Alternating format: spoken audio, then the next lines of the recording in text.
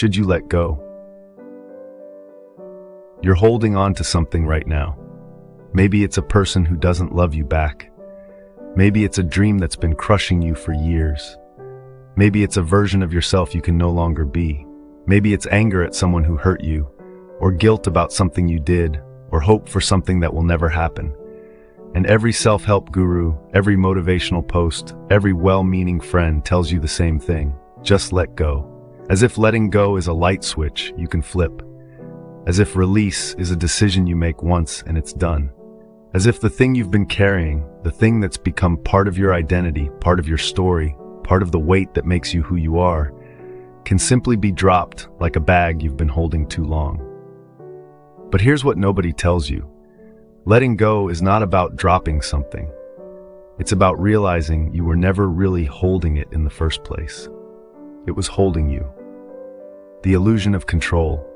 Listen, I want to tell you something that will either liberate you or disturb you, and I don't care which. You think you're holding on to things, but really, things are holding on to you.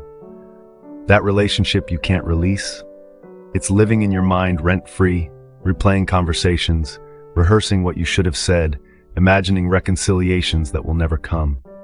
That dream you're clinging to?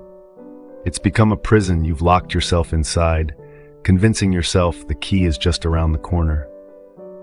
The Buddha said something radical 2,500 years ago. He said all suffering comes from attachment, not from the things themselves, but from clinging to them, from insisting they be permanent when everything is temporary, from demanding they be different than they are. You suffer not because you love someone who left. You suffer because you're holding on to the ghost of who they were, refusing to accept that the person standing in front of you now, or worse, the person who's no longer there, is not the same person you fell in love with. Everything changes, including love, including people, including you. But you keep holding on, squeezing tighter, as if your grip could stop time, as if your refusal to let go could reverse reality. And all you're doing is exhausting yourself, holding on to air, clutching at smoke, trying to keep water in your fists. What are you really holding? Let me ask you something uncomfortable. What are you actually holding on to? Be honest. Not the surface answer. Not I'm holding on to this relationship or I'm holding on to this goal. Go deeper. What's underneath? Are you holding on to the relationship or are you holding on to the identity of being loved? Are you holding on to the dream? Or are you holding on to the story you tell yourself about who you'll be when you achieve it? Are you holding on to the person? Or are you holding on to your need to be needed, your fear of being alone, your terror of starting over? Most of what we think we're holding on to is actually just a story, a narrative we've built, a meaning we've assigned. The person isn't the problem. Your attachment to what they represent, that's the problem. The dream isn't the issue. Your belief that you're worthless without it, that's the issue. In Zen, they tell a story about two monks walking through the forest. They come to a river where a woman is standing, unable to cross. The older monk picks her up, carries her across, and sets her down on the other side. Hours later, the younger monk says, "How could you carry that woman? We've taken vows not to touch women." The older monk replies, "I put her down hours ago. Why are you still carrying her?" You're still carrying things you put down years ago. Conversations that ended, relationships that dissolved, versions of yourself that no longer exist, and the weight of carrying them is making you believe you can't move forward. The fear underneath holding on. Here's the real reason you can't let go. You're terrified of what will be left if you do. Because if you're not the person who's in love with them, who are you? If you're not working toward that goal, what's your purpose? If you release the anger, what will fuel you? If you drop the guilt, who will you become? We cling to our pain because it's familiar. We hold on to our suffering because it gives us identity. I am the person who was hurt. I am the one who's still trying. I am loyal, dedicated, persistent. And letting go feels like betraying yourself, like admitting defeat, like becoming no one. But here's the secret the spiritual masters knew. You are not your story. You are not the pain you've endured. You are not the dreams you chase. You are not the relationships that define you. You are the awareness witnessing all of it. The consciousness in which all these experiences arise and pass away. When you let go, you don't become nothing. You become everything. You return to the vastness you were before you identified with the limitation. You remember that you are not the wave, you are the ocean. And waves come and waves go, but the ocean remains, the art of surrender. Osho used to say something beautiful. He said, "Let go or be dragged." Life is moving forward whether you like it or not. Time doesn't stop because you're not ready.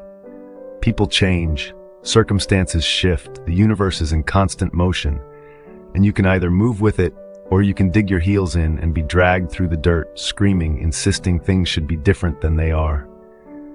Letting go is not giving up. Giving up is collapsing in defeat. Letting go is expanding in acceptance. It's saying, I release my need for this to be different. I accept what is, and I trust that life knows where it's going, even if I don't. This doesn't mean you become passive.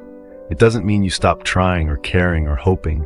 It means you stop forcing, you stop manipulating, you stop trying to control outcomes that were never yours to control. You do what you can, and then you release the results. You plant the seed, you water it, and then you trust. You don't dig it up every day to check if it's growing. Gen Z understands this better than any generation before, even if you don't realize it. You've grown up watching the world change faster than any previous generation. You've seen relationships form and dissolve in DMs. You've watched careers rise and fall overnight. You've witnessed how quickly certainty becomes chaos. And somewhere deep down, you know, nothing is permanent. Nothing is guaranteed. Everything is temporary. So why are you pretending you can hold on to anything? The liberation in release. Here's what happens when you finally let go. Nothing and everything. The person doesn't come back, but you stop needing them to. The dream doesn't materialize, but you discover new dreams you couldn't see while you were fixated on the old one. The pain doesn't disappear, but it stops defining you. You become lighter, not because the weight is gone, but because you've stopped identifying with it. You realize you were never carrying the burden, you were the one watching yourself carry it. And the moment you see that, the burden dissolves. Letting go is not a one-time event. It's a practice, a daily, moment-by-moment choice to release your grip on how things should be and meet reality as it is. Some days you'll do it easily. Some days you'll fail and grab onto the same old stories again. That's okay. You're human. You're learning. But each time you practice release, each time you open your fist and let something fall away, you create space. Space for something new. Space for something true. Space for the life that's trying to reach you but can't because your hands are too full of the past. The Tao Te Ching says, in letting go, there is abundance. Not because you gain more by releasing, but because you realize you were always abundant. You were just too busy clutching at scarcity to notice. The answer you already know. So should you let go? You already know the answer. You've known it the whole time. That's why you're here, listening to this, hoping someone will give you permission. So here it is. You have permission. Permission to release what no longer serves you. Permission to stop carrying what's killing you. Permission to disappoint people, to change your mind, to choose yourself, to walk away, to surrender, to trust. You don't need anyone else's permission. But if it helps to hear it, then hear it. Let go. Not because it's easy, not because it won't hurt, but because holding on is hurting more. Because the life you're meant to live is waiting on the other side of your grip.